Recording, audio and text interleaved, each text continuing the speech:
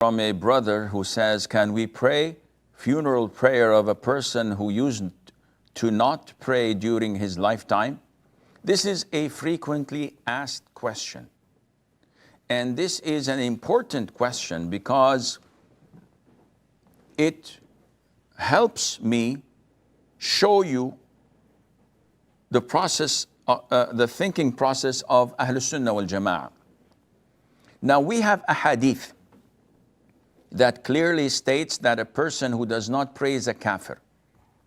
بين المرء والشرك أو الكفر ترك الصلاة. رواه الإمام Muslim. Between man and shirk or kufr is abandoning salat. العهد الذي بيننا وبينهم الصلاة. The pledge that is between us Muslims and them is prayer. فمن تركها فقد كفر. Whoever abandons it, he's a kafir.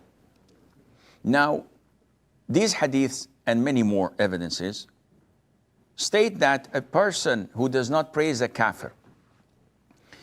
To Ahl Sunnah wal Jama'ah, this is known as al-kufr or hukm bil-kufri ala al-umum. It's a general terminology. Now the people of deviancy, like al-Khawarij, they would say, okay, who doesn't pray is a kafir. Ali doesn't pray, my cousin, so 1 + 1 = 2, he's a kafir. And this is wrong. Because when the Prophet says, may Allah curse those who deal in riba, I don't go to the bank and say to people working in riba and loans and say, may Allah curse you, may Allah curse you, may Allah curse you. This is not what the Prophet ﷺ said. He said it in a general term. But to have it specifically implemented on an individual, no, this is a different story. We have to ensure that the conditions are fulfilled and make sure that the obstacles are removed before confirming that this person is a kafir. And this is why this is known as theoretical takfir, which is a piece of information and knowledge. But to implement it, you need to have the practical takfir. And therefore, when a person dies, now we know that he did not pray. How did you know that? I had never seen him pray in a masjid. He could have prayed home. His wife said that he didn't pray. Maybe he prayed when she went to the bathroom or to the toilet or to the kitchen.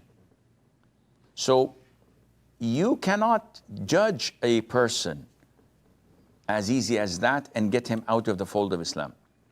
If he was not tried and convicted, if a panel of judges did not speak to him and address him that what he's doing is a major sin and it takes him out of the fold of Islam, and he was defiant and insisted not to pray, if this did not happen and he died, then the default is that he's a Muslim, which means that he can be inherited, which means that he can be prayed upon funeral prayer and we can ask Allah for forgiveness for him.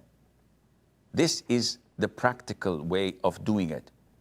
Whether he's kafir or not, this is in Allah's hands. Unless it was proven in a court of law that he was labeled as a kafir, he is considered to be a Muslim and Allah knows best.